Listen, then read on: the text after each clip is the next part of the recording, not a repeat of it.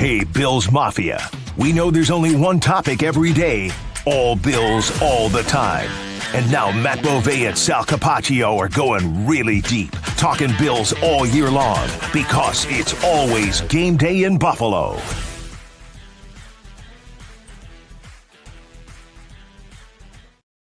Coming at you today from the plush WGR studios with a mic flag and everything I got here going on. Look at that. Matthew? Fancy. Yeah, I know. Right? Did you just go Matthew? Did you call me Matthew? I did. Look at that. Wow. Yeah. How formal, Salvatore. Nice to talk to you. Yeah, thank you. I appreciate that.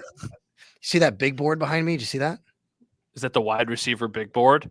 Yeah, that's our morning show host, Jeremy White, last year, because he was on the wide receiver train. They made this for an on-location show last year, and they brought it to the place they did the show. And it was the wide receiver big board, but it's still here in the studio, I think, ready to get revved up again.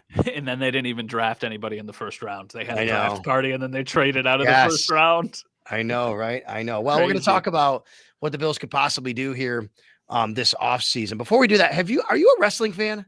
I'm going to Raw tonight. Are you going? No, I'm not a wrestling fan. Oh, come on. I used to be. Like Jimmy Superfly Snuka was my guy back in the day in Piper's Pit. I'm sorry. I know there are millions of wrestling fans. Lots of people listen. I don't get it other than, okay. I mean, it's all scripted, right? What is there to get? It's just a scripted, like, what, again, I will say though, then again, I watch movies. They're scripted. So I understand. I was going to say, how's it any different than a musical? Because it's supposed to be sports, but it's still scripted. They're not actually, I don't know. It's tough for me to say. I just think it's hard that to put I'm a very casual wrestling fan. Okay. I parachute in and out. I watch 8 times a year. Let's say I watch the big events and then casually every once in a while. But I really appreciate and respect it. And I think that it's the same. In my mind, I've always thought of it as it's the same way there's a musical or a movie, and the artistry is how they get there and the storytelling that comes along with it. I think what they're able to do with their bodies is just absolutely ridiculously impressive. So to me, it's like, okay, what they can do with their bodies is ridiculously impressive. And if I go to Shays, what they can do with their voice is ridiculously impressive. Like that is the way that I view it. I am not at all anti at all. I think it's amazing. Everything you said about it. And I love the personalities and The Rock, super cool, like whatever, all these different personalities. But one of them is John Cena. And I'm seeing, because so many people I follow the other day were just like, oh my God, John Cena turned heel, right? Like this thing happened. Right. I remember back in the day when things like that would happen with guys like Sergeant Slaughter, right? Or even Hulk Hogan and Andre the Giant, they would turn heel or they become the good guy or the bad guy. And apparently it's happening now. But it got me thinking, like, is there a guy for you in sports that kind of you really liked at one point, but then you started not liking in any sport for any reason, hockey, football, anything like that? Ooh, that's a good question. Well, the easy answer, this is not for me.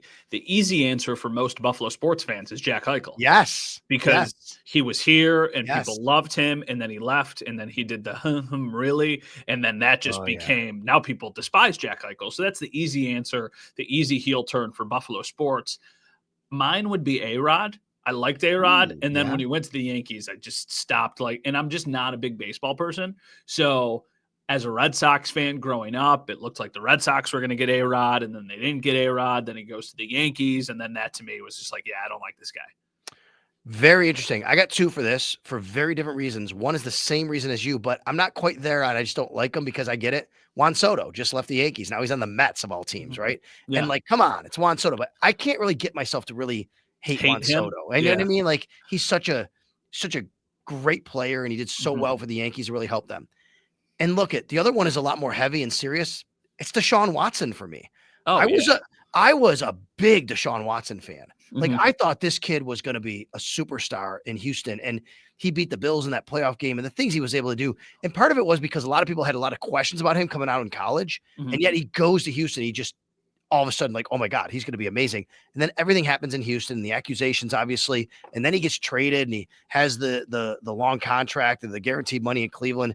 And even since then, it hasn't gone well. And I'm like, just don't even be in the league. And I'm totally cool with it, dude. We don't need you around. Yeah, I mean, it's going to go down as one of the worst trades in NFL history because of what the Browns gave up, what that turned into for Houston, how ineffective he has been. And that's just completely on the football side of things. That's not with all of the other layers that go into it. Yeah, that's a one that I would say a lot of people probably share a very similar sentiment with. Well, the Buffalo Bills will be allowed to contact the agents of free agents a week from when we're recording this today. So we are now recording. It's always game day in Buffalo. By the way, thanks a lot, Sal Capaccio, Matt Bove, for joining us. It's always game day in Buffalo. It's Monday, March 3rd. What they call legal tampering period begins next Monday, March 10th. We all know that these things happen behind the scenes anyway, but that's when teams can contact the agents of pending free agents. They can't actually talk to the player himself, until Wednesday, March 12th, when the new league year begins. Then they can sign the player, and we'll see a lot of contracts signed right away because they'll, negotiate with the agent. So that said, we decided to kind of take a peek at some of the, pending free agents around the league that might fit the Bills. And the first position I think we would go to, Matt, you tell me, is defensive line, and maybe specifically interior defensive line.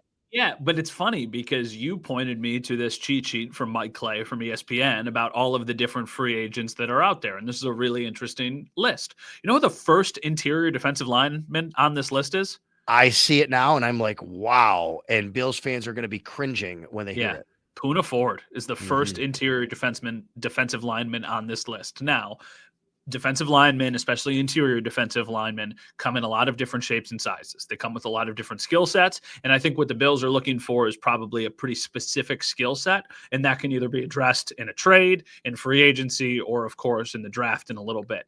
The one thing I will say is, as I'm looking at this list of players and just kind of across the board, I'm really interested to see how the trade market plays out, because I do not think this would be something the Bills address if they do go out and make a big move. Like the pie in the sky thing is Myles Garrett. But if they go and trade for Myles Garrett, then it completely changes how I think they approach free agency. And that's why I think these next couple of days, we might really start to get a little bit of clarity on how things play. Like the Bills can't go give Khalil Mack a nice contract if their plan is to go sign Myles Garrett. Like you just can't trade for him. So now you got to figure out how that plays out. No, I agree. And again, if you go to the edge guys, Mack is actually listed. And again, this is Mike Clay has a cheat sheet, and you don't have to agree with Mike Clay's rankings, obviously, but he's got Poona Ford number one as the interior, as Matt points out, and he's got Khalil Mack as the number one edge rusher. And we could debate. Actually, let's have that debate. What do you think about Khalil Mack as an idea for the Bills, independent of anything with Myles Garrett at his age and performance over the last couple of years? I mean, I like Khalil Mack, the player, but I like Khalil Mack in the role that they had with Leonard Floyd a couple of years ago. I think that's where he could thrive. He could play meaningful snaps, and he could be somebody who disrupts things. 2 years ago was amazing. He was incredible. Last year took a bit of a step back.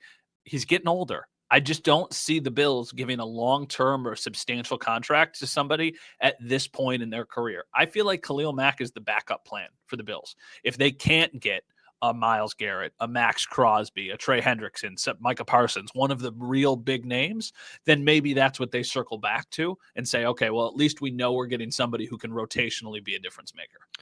Would it be a hot take to say I think I'd rather have Calais Campbell on a 1-year deal than Khalil Mack on a 3-year deal? I don't think that's crazy at all. Calais Campbell was a really good player for the Dolphins last year. And I think that was somebody a lot of teams were interested in, but they just didn't want to move him because they knew they were still at least in it at the trade deadline.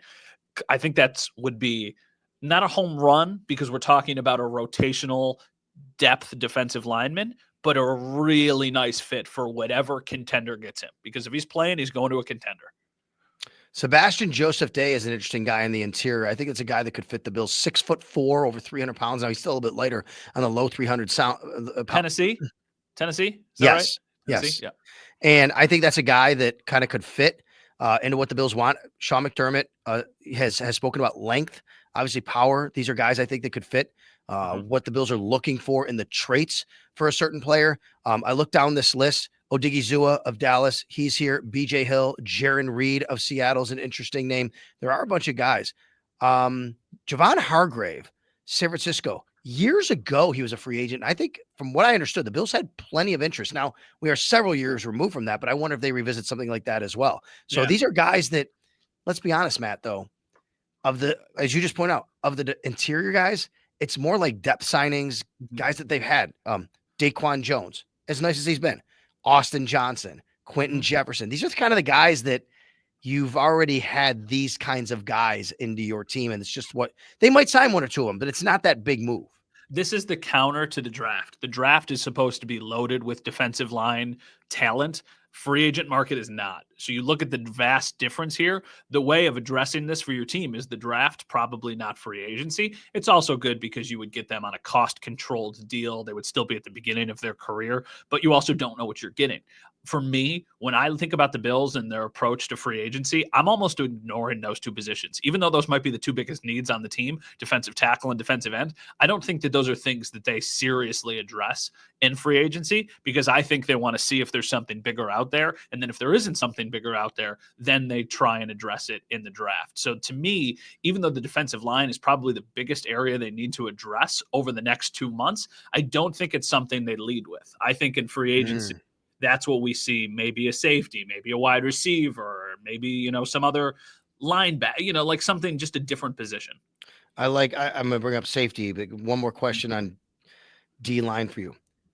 Josh Sweat, 33 sacks over the last 4 years. He was a monster in the playoffs, especially the Super Bowl. I think he might have outpriced himself anyway, but just having that type of game. 8 sacks this year, 11.5 a couple of years ago. Is that a guy that you'd kind of put down some money for, because it's going to take some money to get? So much of it's going to just come down to the money, right? If it's going to be like, same thing with Milton Williams too. If the money is not crazy, then you would absolutely look into it. But if the money is going to be crazy, I don't think that's a world where somebody's going to overpay. That's the thing about free agency. Somebody's always going to overpay these guys. And somebody's probably going to give Josh Sweat $15 million a year, right? That might be low. Somebody's probably going to give him $20 million a year. I don't think the Bills can do that. I agree with you. I don't think for a player like that, it would have to be saving that money for a guy like Garrett, a guy like Crosby. If you trade and you're going to pay a guy, I think that's what it's got to be. All right, you brought up safety a moment ago. I think safety is a fascinating position for the Bills. And to me, I think they really want Cole Bishop to win the starting job. They obviously have Taylor Rapp, who I think proved to be very valuable to this team. We also know, Matt, that is a position where you can't just walk into this team and start. It's just not. They don't have guys like that. I said all summer last year, DeMar Hamlin's going to probably start at safety, and people were telling me I was crazy, but because not that I thought he was going to be great, but because the Bills trust guys who know their system. Cole Bishop into his second year last year really hurt him by having that injury. Mike Edwards really hurt him by having that injury. Now he's coming in, but there are some interesting safeties on the free agent market. Jeremy Chin, Justin Reed, Julian Blackmon. Are these guys that you think that they would actually invest in to come into Buffalo? Because talent-wise, they can make an impact.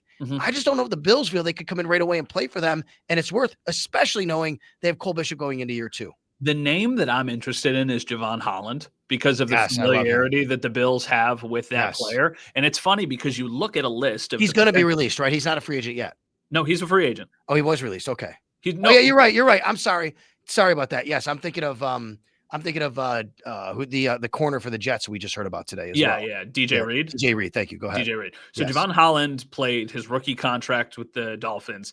Did not have a great year last year compared to what he was, but he was a rising star in Miami. I know the Miami defense, right? You look at it and you go, I don't really know if I want somebody from the Miami defense, that defense that the Bills have shred over the years. Javon Holland might be the guy that you would really like to add, because he's just a really sound player who can do a lot of things. He might be the guy that even though you have Taylor Rapp and even though you have Cole Bishop, if you can get him on a deal you like, maybe they want to have the next, hey, this is our safety for the next. And I mean, Taylor Rapp's under contract for 1 or 2 more years? One more, I believe. Yeah. One more. At a very nice rate, by the way. Not even paying him that much.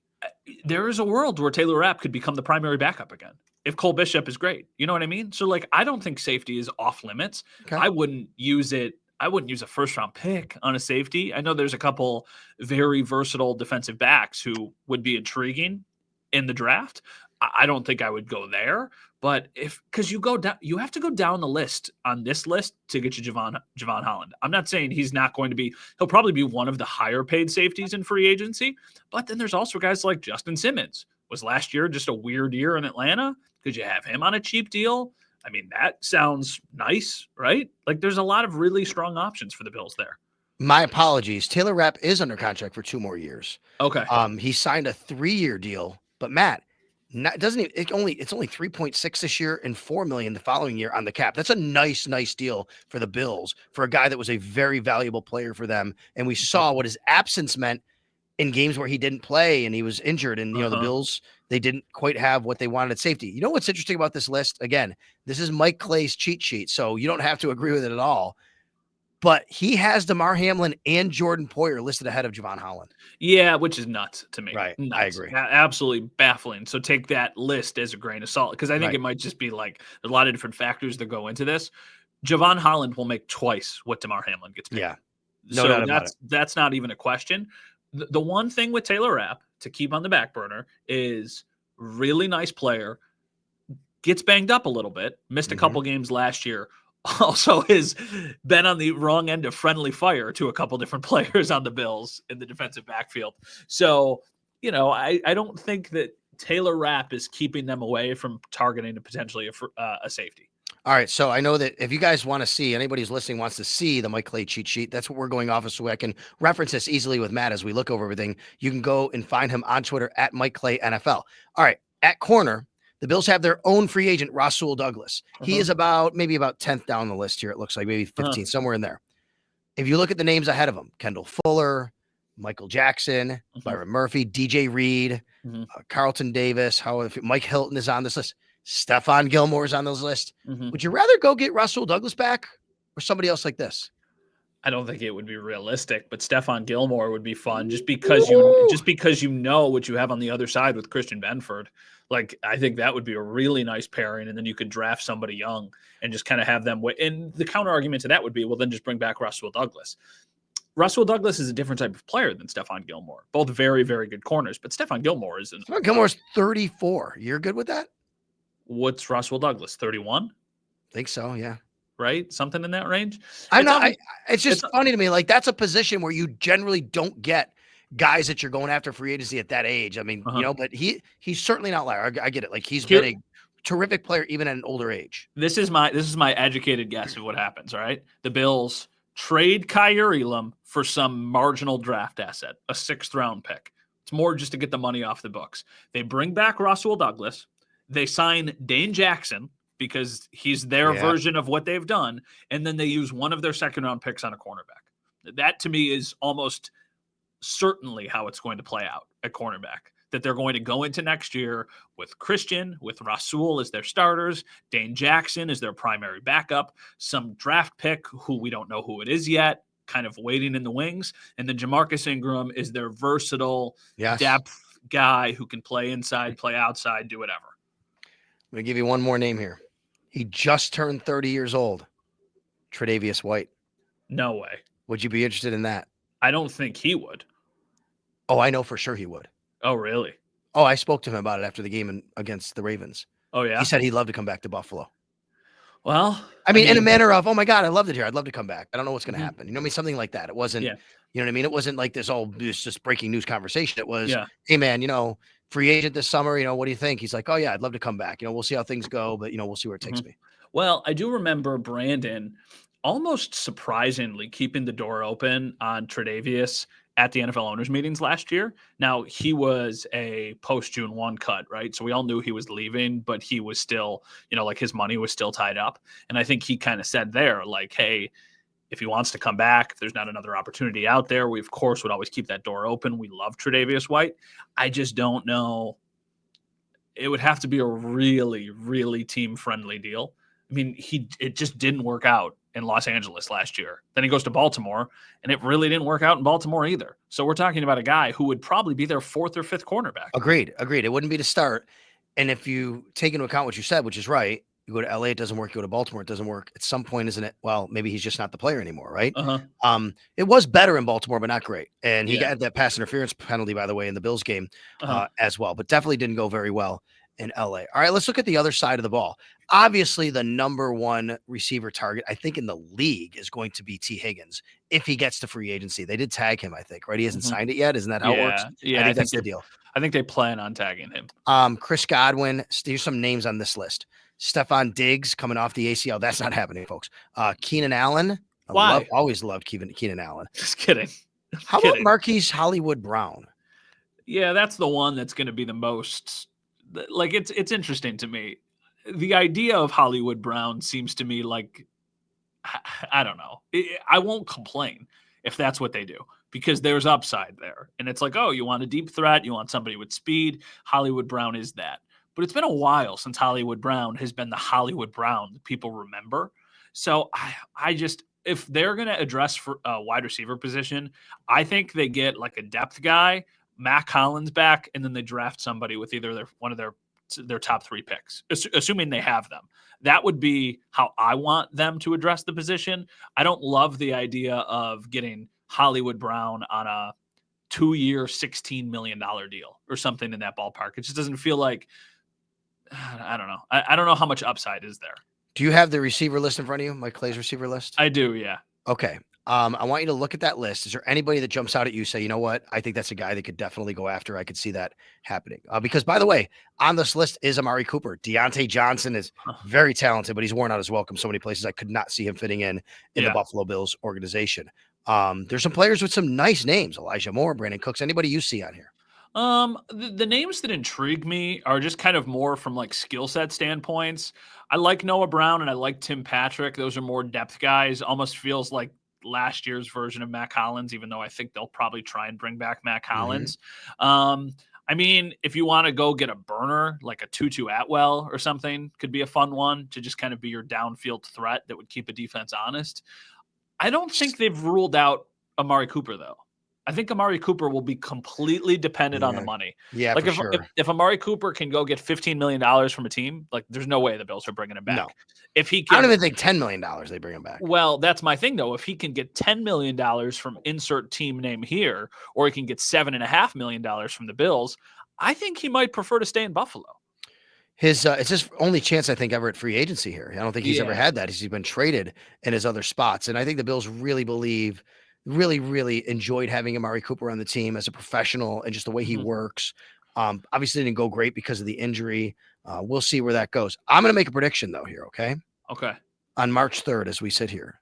We're recording this on March 3rd. I have no idea. This is not inside information. This is just like looking at what they need and what he is age-wise.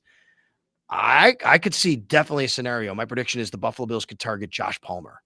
Palmer of the Chargers. This is a guy that's only been in the league 4 years. He's still young. He's a separator. He's not a burner necessarily. He's a separator. Look at some of the analytics numbers. This is a guy that gets open. I think Josh Palmer really fits what the Bills want. Yeah, Josh Palmer's a good one. I mean, he's 25. Do you know where Josh Palmer is from? Canada. Toronto. There you go. So Toronto would be nice and close. It's not like he's unfamiliar with the area. The numbers aren't crazy. 2022, he had 72 catches, which is absurd. I mean, that's obviously a while ago. Last year, he had 39. The year before, he had 38. The thing that's interesting, his depth of target is high. 15 yards a catch, 15.3 yards a catch, does not have a great targeted 65 times 39 catches. So I do think that he would be somebody who would almost fill the Gabe Davis role of a year ago. Like that would be the way they would probably try and use him. I wouldn't hate it. I like it. It feels very much like hey, this is a need. And if we can't get a receiver in the draft who makes an impact, at least we did something to make the room a little bit more talented. I don't think there's much more on the offensive side other than receiver and free agency because their offensive line is set. We know that. Their running back situation, if they did anything, it's in the draft. Unless you literally you really knew you're not going to do anything with James Cook and you want to go they're not. To me, it's draft time anyway for that, but I can't see anything else on offense. No, the only thing that could happen would be if Ty Johnson prices himself out of Buffalo and he goes somewhere else, then they could always go out and get a Raheem Mostert, like somebody like that caliber. Talk about speed. Like that type of player. So yeah, I mean, there's options, but I'm anticipating this to be a very heavily defensive focused offseason. But there's a name. Go ahead. I'm glad you said that way and brought up Mostert because it triggered me on something I was thinking today. I think if you look at the Bills' big picture, just from me reading the tea leaves here, what they've said, I think they want to get faster on offense and stronger on defense. I think that's kind of the theme and the direction this year. Yeah, I think that's fair. I think there's a couple names that are interesting that aren't free agents that I would be very curious to see if the Bills would target. And the top name for me offensively would be DK Metcalf. if DK Metcalf is available in any way, shape, or form, I feel like the Bills need to be in on that conversation. He just checks so many boxes that I think would make sense for the Bills. The question, though, would become, what's the cost you would be willing to give up? He's 27 years old. He's going to be 27 for most of next year. He turns 28 in mid-December. So he would still probably be in the prime of his career for, let's say, 3 to 4 more seasons. So if you traded for him, you would probably need to give him a new contract. But we also saw them move on from a player at 29, like Stephon Diggs was, maybe 30, but a player that they thought was losing a step. I just would come down to me, what's it cost? Because I don't know. Would you give up your 1 for DK Metcalf? No. See, I'm really close. Because, I mean, if you draft a wide receiver, you would just hope that they turn into DK Metcalf. I know. I know it's younger and cheaper. I get that, but we're talking about. I just think that's. Let me say it this way: I'm not super against it. If you did it, they're getting better at wide receiver, no doubt about it. It just feels like you do that, you leave yourself less opportunity to get better elsewhere with that type of move. I don't hate it. I don't because of the money and the draft pick. Yeah, I don't think that you're. Let me ask. This is a scenario I put to Dom Tibbetts. So we were recording a podcast when he. By the way, wait, DK Metcalf for a first. I mean, Debo just went for a 5th. Yeah, I know DK Metcalf is way better, but to me that's way too much to spend considering that market. Okay, well then let me ask you this, and this is the same question I asked Dom. I think most people are going to make the barometer of the offseason is going to be if the Bills get a big fish. And it shouldn't necessarily be that way. Agreed. Because there's a lot of things that they could do that would make their team better. If we were talking about the Bills in July, because we're getting ready for training camp, and their notable moves are they added DK Metcalf on offense, they signed Javon Holland on defense, and they drafted some defensive tackles with their first couple picks. Don't you think that would be a pretty good offseason? You'd be like, yeah, they got better in positions where they needed to get better. I agree. It should be holistically that would be a good offseason. But I agree also what you said. The bar is set, I think, at getting a big name player, a superstar. Yeah. Partly because of Brandon Beane's own words. I'd love to have a guy like Chris Jones, what he said, and using him as an example, someone talked about, and a difference maker, game wrecker on defense, but they don't become available or every day. You might have some available now. And I think that's why, Matt, and that might not be fair to Brandon Beane and how he has to operate. I get it. But I just think now, because that's out there, the genie is out of the bottle, right? Yeah, I think they're going to do something big. I've been pretty adamant about that. I just reading the tea leaves and the way that the offseason has set itself up, I could see them going and making a splash. I think if it's just Myles Garrett or bust, people are going to be disappointed. But I could see a next tier down move made by this team with then some more free agent tweaks like we saw them do last year. Okay, so there was some news in the NFL that indirectly kind of affects the Bills here going forward. The Bills only have one restricted free agent. That is tight end Quentin Morris. The restricted free agent tenders, the lowest one, they wouldn't be giving Morris a first or second round tender. It would be, obviously, I would think, the lowest one, the right of first refusal, still over $3 million. It's crazy now. I can't see that. But I will point out, Quentin Morris has played the second most amount of special team snaps on this team in the last couple of years. And I was told by somebody at the combine, Matt, an executive told me this, said, listen, if they're going to move the kickoff touchback to the 35, which it looks like it could very well happen here, teams are actually going to have to pay a little bit more for special teams guys. They're going to need more of those guys to cover kicks.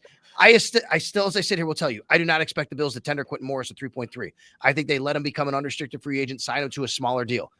But is there an outside shot you think what do you think about that situation? No, I wouldn't. No. Not there. Okay. That's too much money. I'll say this, though. Really like Quentin Morris a lot. Great guy, good player. I think half the money. If the tender is 3.3, 1.7 for 2 years, 1.75 for 2 years, I think he would be happy to come back. I think that would make sense for the Bills, especially with how they use, tight ends in this offense. Darius Slay, according to NFL Network, is going to get released. Okay. Cornerback. I mean, he is 34, so he's an older player. That said, though, apparently he wants to play another year. Would you rather have Rousseau Douglas or would you rather have Darius Slay if it was on a 1-year deal? I think Rousseau Douglas. I think I'm close. It's interesting because both like ball. I like my guy. I like my guy more because he's here. He knows the system. I think that's why. Yeah, that's true. That's the tiebreaker for me. Yeah, no, that's true. And there's also the benefit of he and Christian Benford are really close, really, really close. Yes. So yeah, well, I'm excited. I think that this is going to be the week We're recording this on Monday. We're going down to the facility after this to go talk to Khalil Shakir. He's going to be available for the first time since his contract extension. So congrats to him. I think this will be the week where the news about the contract restructures start to trickle in. So I'm expecting Josh Allen has restructured his contract. That saves the Bills this much money. Ed Oliver has restructured his contract. That saves the Bills this much money. So I feel like that's going to be how this week kind of takes shape. All right. And then on that note, last thing here for you. We also found out from the NFL the franchise and transition tag amounts. The Bills do not have anybody that they're going to franchise tag or transition tag this year. However, the thing that's notable for me, the franchise tag for running backs this year, $13 million, less than what James Cook is apparently asking for an extension. To me, Matt, you don't do anything with James Cook if he keeps the stance, and you could just franchise him next year for even less money, essentially, than what he's asking for now. Yeah, it's tough because you want to be in good faith with your employees. You don't want a disgruntled James Cook. He's out here retweeting old running backs who say that he's great and all this nonsense. So I think that they'll find some way to meet in the middle. I just really do. I think maybe they use that number as kind of like an offshoot point of like, hey, listen, this is what we'll give you. And if we don't, we're going to keep you this year. And then the plan is going to be to franchise tag you next year. And then that's going to be what you make. We would love to have you for 4 years at $12.5 million a year. Take it or leave it, basically. And I don't know what they'll do, but I do think that something gets done. I would say, though, I think the likelihood of this one going into the summer is pretty substantial. I think the next one or the next domino to fall after Khalil would probably be Christian Benford. Interesting. I think that they'd love to get Benford done. I think it might be the hardest one, though, of the group, meaning Greg Rousseau, Terrell Bernard. They already did Khalil Shakir, obviously. I wouldn't pay Greg Rousseau. Wait a minute. Now, this is a great conversation. The thing about Rousseau, though, is I think it might be easier because he has a $13 million guaranteed 5th-year option. To me, you almost have to pay him because then you can totally lower that number and give him an extension. Otherwise, you're just eating $13 million from him on this year's cap. And if you want to live with that, that's fine. He becomes a free agent after next year. To me, that Greg Rousseau becomes the easiest one of the group if you really, because he can help you free up $10 million, let's say, this year. Yeah, for sure, but it's going to all completely depend on how much money. And if Greg Rousseau is going to be paid like a top-end edge rusher, I don't think I can commit that much money to Greg Rousseau. I think in a perfect world, you go out and you get somebody and you have that person run with Greg Rousseau for the next 2 years. That to me is what I would see is the most likely outcome. Well, how do you get him for 2 years? He's got 1 year left in his deal. And then you franchise tag him next year. Oh, a defensive end franchise tag? I know, but are you going to give him 5 years at $30 million a year? No, but man, if it gets that high, I would not do that. No. I mean, like, I wonder what his market value, but he's a young player. It has to be absurd. I mean, the comparison is Tremaine Edmonds, obviously a different player, but Tremaine Edmonds got to free agency and everybody was like, oh, we can't do that. So let me see what over the Do you know what the franchise tag for a defensive end is right now? Oh, it's probably like $23 million. 22. Yep. It's 22. So it'll go to about 23, 24 next year. Greg Rousseau over the cap. He has a valuation for this year of $17 million. No offense to over the cap or spot track. Mac Hollins, they have as a $6 million valuation. I know. But I'm saying no offense on that. I don't think there's a world where he's getting less than $20 million a year. Okay, let me ask you this. Would you rather franchise tag James Cook at $14 million next year or Greg Rousseau at $24 million? I think it completely depends on what other moves are made on the team. If the Bills go and get Myles Garrett, totally different. Of course. So, you know what I mean? It completely changes. But it's just in a vacuum. I think I would say Greg Rousseau because that would mean to me that they did something at that position and they don't want to give 2 long-term contracts out. And I think that to me would be an indicator that they did something else.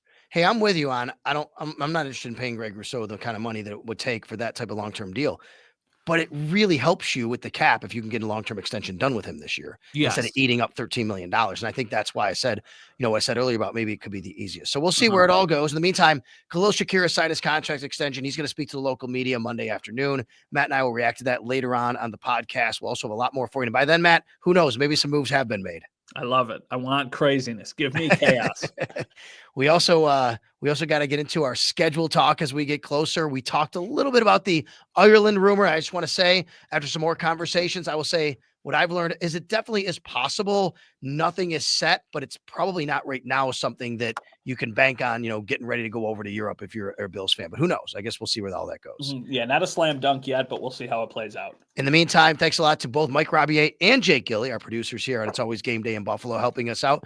Be sure to subscribe to the Sal Sports YouTube channel at Sal Sports. We got a lot of draft content, free agent content coming your way. And of course, listen to us wherever you pod, iTunes, Spotify, WGR Sports Radio 550, and the Odyssey app.